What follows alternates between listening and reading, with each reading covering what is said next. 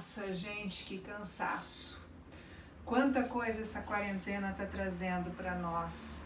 Nós temos que nos virar em 10, em 20, sejamos nós donas de casa ou estudantes, como é o caso de vocês.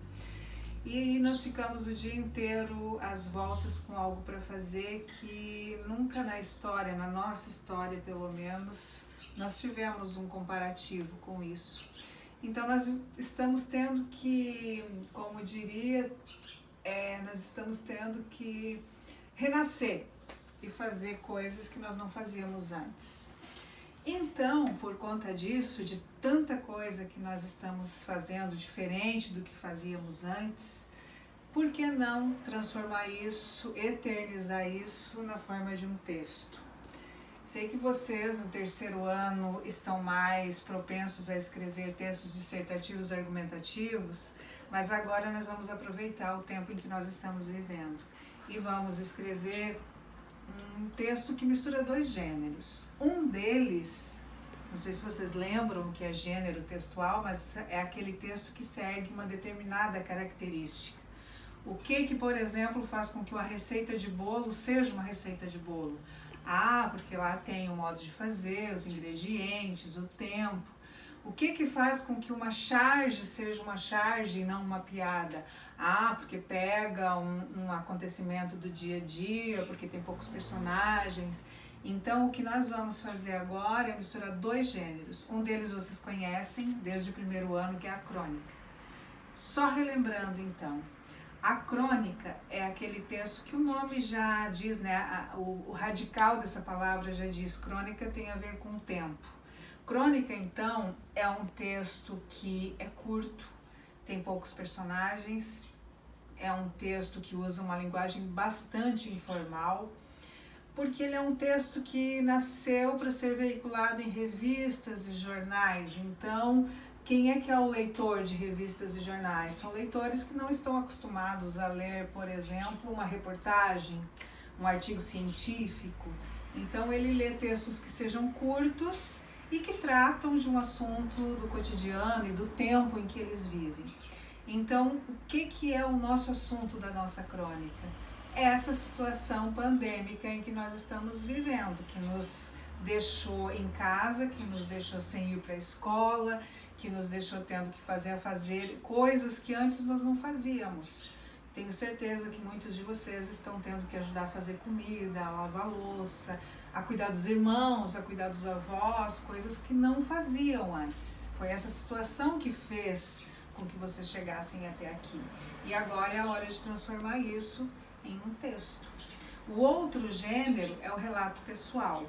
Um relato pessoal, como o próprio nome diz, é narrar coisas que aconteceram com vocês. Então eu não preciso ter uma outra personagem na minha história. Basta eu contar o que aconteceu comigo para que o meu leitor entenda a minha história. Então ambos os textos podem fazer uso de uma linguagem extremamente simples. A crônica, ela pode ser de vários tipos. Tem uma crônica que é mais esportiva, tem aquela crônica que é mais humorística, tem aquela crônica que faz refletir. Nesse momento não há necessidade de vocês se vincularem a um tipo de crônica, e sim que vocês escrevam esse texto com a alma de vocês, com aquilo que vocês têm para contar. Como é um texto para a escola, ele segue um roteiro, digamos assim, algumas regrinhas. Então vocês precisam ter um parágrafo que introduza o assunto, já pode iniciar direto no assunto. Vocês precisam de um parágrafo final, que seja a conclusão, e o desenvolvimento dessa crônica de vocês pode ter 1, 2, 3 parágrafos, se forem parágrafos curtos.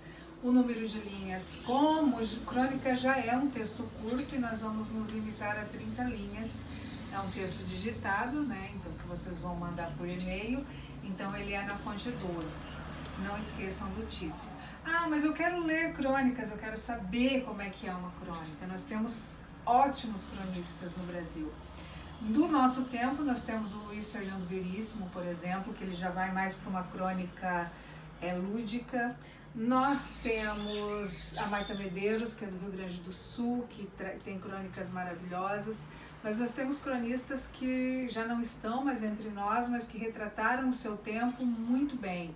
Machado de Assis, um velho conhecido de vocês, lá do tempo do realismo. O José de Alencar, lá do tempo do romantismo. O Lima Barreto, que é um escritor pré-moderno. A Clarice Lispector, que inclusive tem livro indicado no vestibular. São cronistas que, se vocês forem ler um pouquinho sobre eles, vocês vão entender o tempo em que eles viveram apenas lendo o livro. Ah, mas eu disse que o texto, que a crônica vai para o jornal ou para a revista. Tudo bem, ela nasce no jornal e na revista, mas alguns cronistas são tão bons, tão gostosos de ler, que eles fazem compilações, as editoras fazem compilações desses textos e transformam em livros. Então há livros vendidos de um preço bem acessível, por exemplo, nas livrarias perto da gente, da Marta Medeiros, que são crônicas belíssimas. E vocês podem também fazer uma busca que vocês vão achar textos muito bons. Eu posso terminar minha crônica com uma pergunta? Posso, porque agora eu não preciso fazer uma proposta de intervenção, por exemplo. Eu posso terminar com uma pergunta fazendo o meu leitor ser instigado com aquilo, pensar sobre aquilo que eu disse. Ah, eu posso terminar a minha crônica com uma citação de uma música, de um poema? Posso.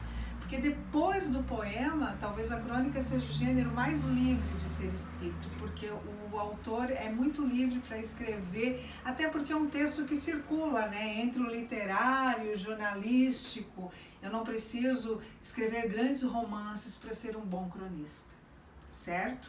Então, que vocês aproveitem muito bem esse tempo para fazer textos excelentes. Namastê.